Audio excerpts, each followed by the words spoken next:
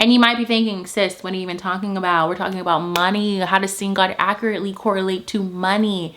It has everything to do with each other. Hello everyone, welcome back or welcome to my channel. My name is Melody and I make faith-based content here on YouTube. I post new videos every other Monday, so if that's something you're interested in, definitely be sure and subscribe. I would love to have you join the family. So in today's video, we are going to be talking about trusting God with our finances, trusting that what God has for us is for us, even when it comes to money. Now, I feel like the topic of money is something that Christians do not talk enough about. There is this taboo around the subject, but I think it's so incredibly important that we normalize conversations around money as Christians, because it's something that is talked about in the Bible so much. Money, the concept of money, how we are to interact with money, how we are not to interact with money. And so clearly it's something that Jesus doesn't shy away from. It's not something that God wants us to shy away from or love too much, and that is key, which we'll talk about later in the video. And so that's why we're going to dive right into the topic today. So whether you're landing in the area where things are just very, very comfortable, or you're experiencing a lot of stress regarding money, understanding that what God has for you is for you, even when it comes to money, even when it comes to finances, is going to make all the difference. And so in today's video specifically, I'm going to be breaking down 4 biblical money habits that we can start implementing today, so we're able to walk in the truth again, that what God has for us is for us, finances included. So let's go ahead and dive on in. So number 1 on our list, the very first biblical money habit that we need to start implementing in our life today. And this might feel a little counterintuitive, but this is where we have to start. Number 1, we have to see God accurately. And you might be thinking, sis, what are you even talking about? We're talking about money. How does seeing God accurately correlate to money? It has everything to do with each other. So we are going to look to a specific parable in the book of Matthew, and this is the parable of the talents. This is a parable that Jesus said to his disciples, and I'm sure there was also a crowd around them. And it breaks down how there is one master, 3 servants. Each servant is given a talent or more than one talent according to their ability.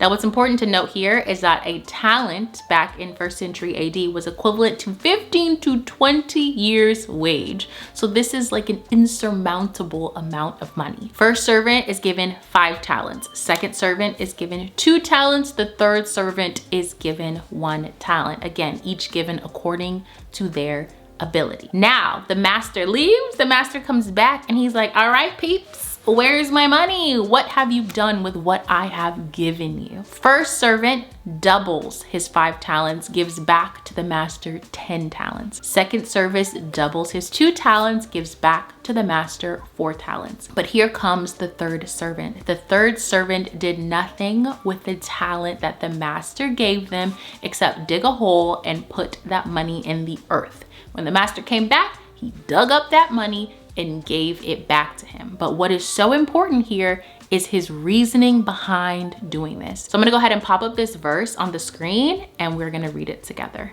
And it starts in verse 24.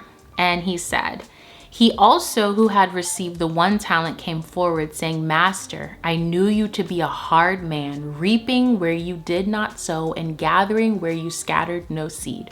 So I was afraid, and I went and hid your talent in the ground. Here, you have what is yours. Now, I don't know about you, but as I'm reading that, I'm like, dang, this master does not sound like a very good guy. I would do the same thing if that was my perspective of the master. And that is why we have to start here.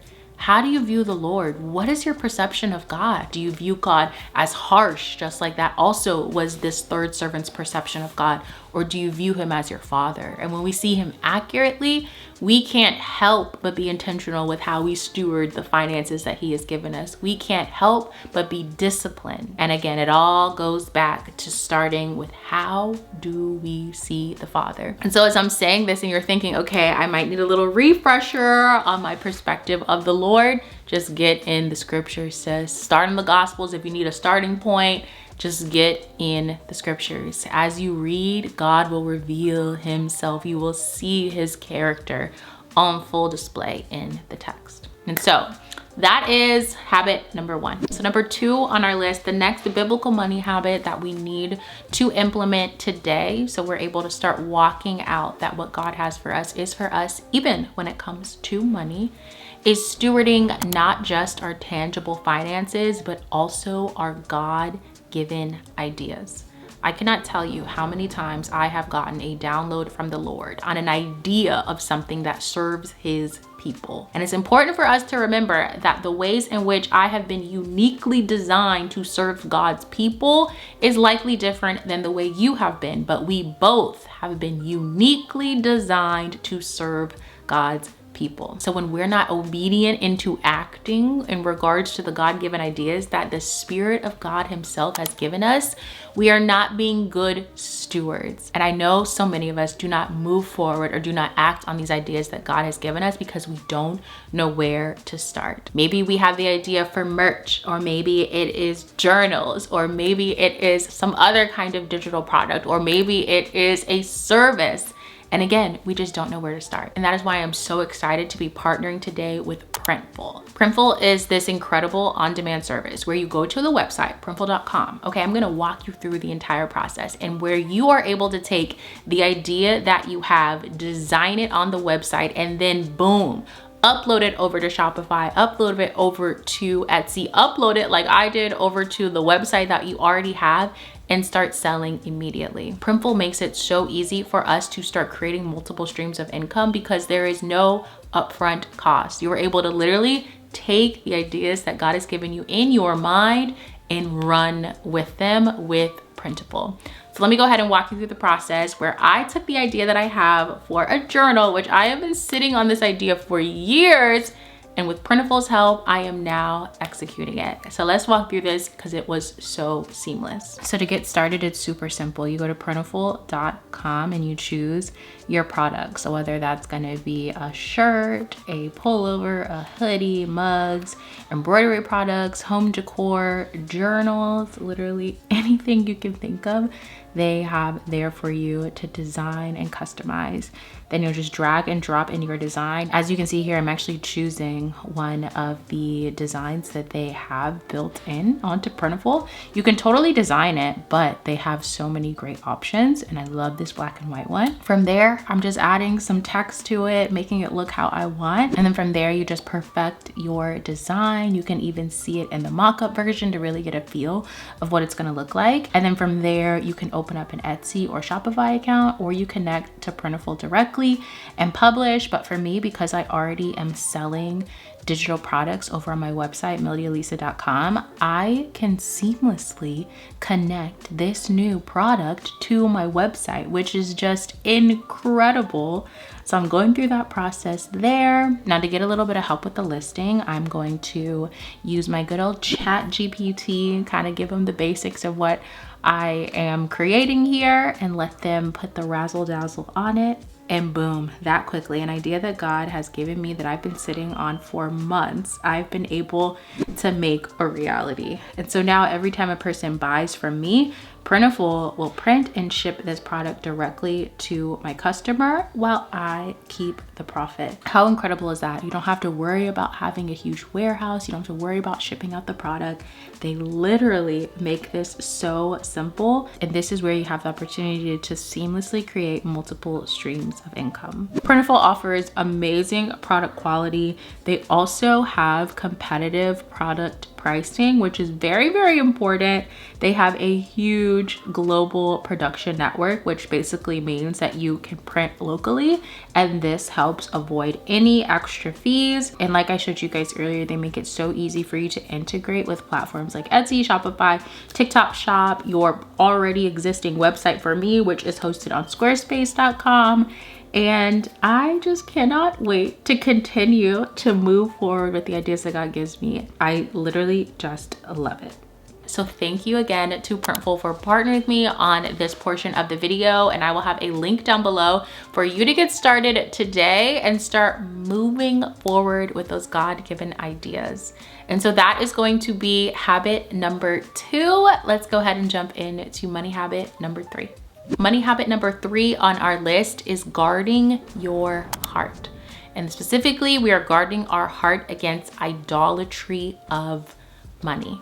I think it's very easy for us to see what is number one in our hearts, what is number one in our lives, because a huge indicator of that is what are we spending our money on. And that's the thing, money is a resource, but oftentimes, especially in the culture that we live in, money is treated like the end all be all. We are treated differently in our society, in our culture, dependent on how much money we have, the displays of wealth that we show. We even perceive ourselves differently in the seasons where we might have surplus compared to the seasons where we are lacking. And the thing about it is, God never once judges people based on how much money is in their bank account, but we do. God never once has said, you, my good and faithful servant, because you have $1 million in the bank. No, God looks at the heart. And that's why we have to make sure above all else, we are guarding our hearts, because everything flows from it. And so I'm just gonna ask a few questions here that you can use as just a heart check to make sure that money has not taken that number one spot in your life. So question number 1 that you can ask yourself here is, where am I spending my money? If someone were to look at my bank account and see where my money is going, what would they think I love the most? Question number 2, is my relationship with God different in seasons where I am more dependent on Him financially versus when I'm experiencing a financial surplus or just feeling comfortable? It's very easy for us to really cling on to God in seasons where we need Him to show up as Jehovah Jireh, when we really are experiencing Him as our provider or needing to experience Him as our provider. But do we keep that same desperation for Him when things are going financially well? We don't want God blessing us with financial resources to actually draw our hearts further away from Him. So these are 2 questions that I would definitely encourage you to ask yourself monthly, if not weekly, just to again make sure that nothing is taking that number 1 position in your heart but the Lord. So number 4 on our list, the 4th biblical money habit that we need to start developing and implementing right now is keeping eternity in mind when it comes to our finances.